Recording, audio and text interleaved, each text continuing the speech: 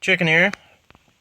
So today is the day we're going to be attempting Tinderbox with 5 guys. I'm hoping it goes well. We're trying to do a bit more planning and stuff than we do normally. And I've got we took down War Factory. Spoilers. We did it in 2 attacks. We'll get into that right after this. I'm about to dive on into Orbifold. Orbifold, yeah. And there's a massive amount of force points on this one. This is basically, this one base is equal to about half of Mambo. So I'm hoping to get this one here. So my plan is, I think I'm going to walk the Zukas. The rockets both. Okay, so I'm going to walk the Zukas right up at the shock launcher, basically. I think I'm going to artillery these 2 mines. Put a barrage right between about here. Get the Zukas right up, lock the core, try to stay out of that mortar range. So I'll probably have to stay in line with this one. And then I'm hoping I can get these 2 in 1 shock. This should be just out of range. Shock here, and then shock here. So that's my plan. We'll see how it goes. I haven't done Tinderbox in a long time. We used to do it every day in the 10-man. And it was a lot of Scorcher Tank, which we'll look at the other bases after this one.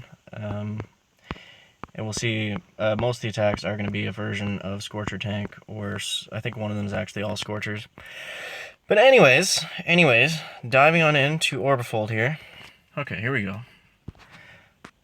This will be easy. Alrighty. Okay, so I'm going to put the barrage down. So we gotta remember to stay clear of that 1 mine, basically. Okay, so we want the barrage right there. Okay, good. And then we're gonna take out these. Oh, there's another mine there. I didn't even see that. Take out that. And then we're going to be flaring right about here. Okay, move up there, please, chicken. That thing's gonna be in the way, isn't it? No matter. 3, 4, 5. Wait a second. 1, 2, 3. And I'm going to be flaring a little, like I'm not going to just jump all the way back. Okay. First smoke, looking all right. Okay, that's fine. Machine guns just letting us know they're right there. We see you, machine guns. And now we're going to be flaring right about there, I think, is where we want to go. Okay, and then, can we get that in 1? I think so, eh? Yeah, okay. Alright, so we're looking alright, guys. So I'm going to flare the core. And then I'm going to go ahead and start the shock party. One there. Okay, we're going to have time for another one. It's going to have to be right there. Interesting. Oh, I thought I had that perfectly. I'm not sure where we went wrong. Stop it. Okay. So, we'll dive back on in there for a second and just see exactly what happened, because I'm really not sure. I thought we had that, guys. I thought we had that one. I mean, everything happened exactly how we basically planned it. Did we lose a couple somewhere that I didn't see, maybe? Because we got him right in front of the core where we wanted. We had all the shocks down with a good amount of time. I lost a few Zukas there, but I didn't think that was that many that it would be like detrimental by any means. So we had the shocks down. Did we lose any before we threw all the shocks down? Is that what happened? There was like a million boom cannons shooting at us. But I mean, this second shot should be a good beefy amount of damage. Oh, okay. Yeah, that's where we lost it. I didn't realize that rocket launcher was in range. Even so, I don't know if we would have had the damage to pull that off. Well, anyways. But yeah, that just goes to show you the difference in difficulty, just in Tinderbox alone, from moving on up from Mambo, what we were doing before. So we're going to go ahead and load up some warriors. I am going to dive into the War Factory tax, And that's probably going to do it for the video after we break these down. So my first War Factory.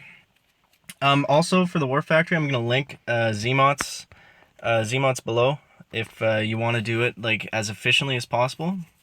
I had the time today to do 2 full-out Zuka attacks, and I didn't want to bother with the GBE and like doing it all precisely. I just having fun with it, you know, more or less.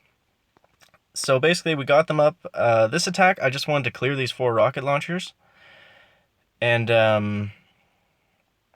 yeah, that was basically the plan there. And so we shocked the mortars. That's mainly what was in range. There was a lot of stuff on the left side, but not a lot of it was in range outside of that laser.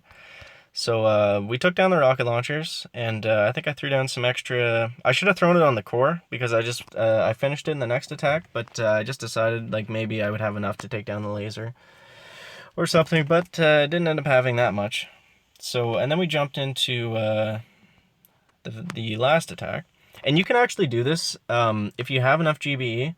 That's another reason I wanted to do the first attack, because if you don't have like let's say over 85 GBE, if you don't start with that unboosted, then you'll probably want to do my first attack either with Zukas or with Warriors or something like that. But it just makes this attack a lot easier, but you can do it in one if you have like 100 plus GBE. It's not, especially today, it's it's not the hardest layout. There's only like, I think 3, maybe 4 shocks that I needed, and like at this point I still had like a massive amount of GBE. So yeah, you basically flare up, clear the mines, flare up, lock the core. Those machine guns and the lasers, I wasted a shock there. Those machine guns and the lasers are what you have to worry about.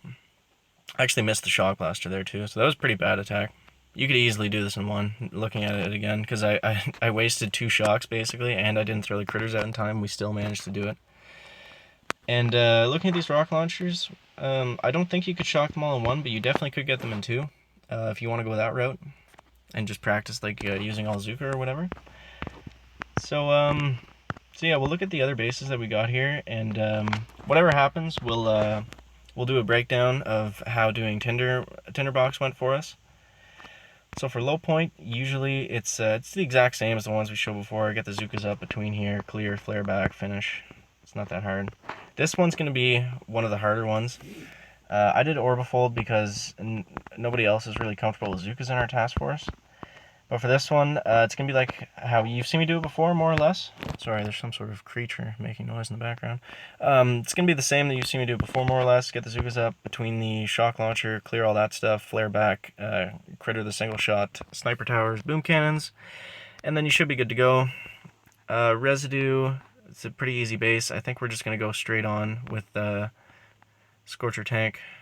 There is a hidden laser behind the core right here that I was not a fan of. I didn't even notice that until like the last second because of the tape. I was like, what is this thing? Yeah, Scorcher Tanks come down 12 o'clock. Should be a pretty easy finish.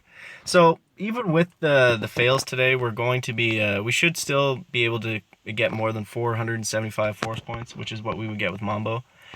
Assembly is an interesting base. Definitely going to show this one after. Basically, you come up on the right side with Scorchers, and you don't need to smoke them or anything, so you can save a lot of GBE.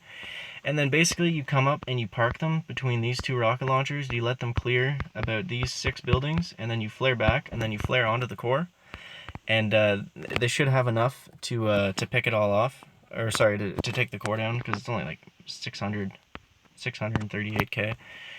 Not a huge deal. But yeah, that's gonna wrap it up for today. A little hashtag chicken fail for you. And we'll definitely do a video on how Tinderbox goes. Leave a like if you found this entertaining, interesting, informative, and we'll see you in the next one. Chicken out.